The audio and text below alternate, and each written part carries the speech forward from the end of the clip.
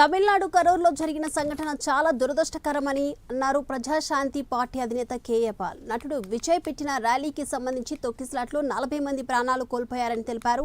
Actor Vijay 7 గంటలు ఆలస్యంగా రావడంతోనే అక్కడ తొక్కిసలాట జరిగిందని ఆరోపించారు. అభిమానుల మృతికి విజయ్ బాధ్యత వహించాలని, మృతుల కుటుంబాలకు ఎక్స్గ్రేషియా ప్రకటించాలన్నారు కేఏ పాల్.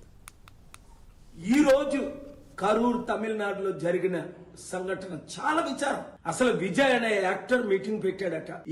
40 మంది చనిపోయారు, ఇంకా అనేక మంది చనిపోతున్నారు. 12 గంటలకు రావాల్సింది ఆయన 7 గంటలకు రావడం ఏంటి? పోలీసులు 10,000 మందికి పర్మిషన్ ఇస్తే అక్కడ 1,00,000 మంది రావడం ఏంటి?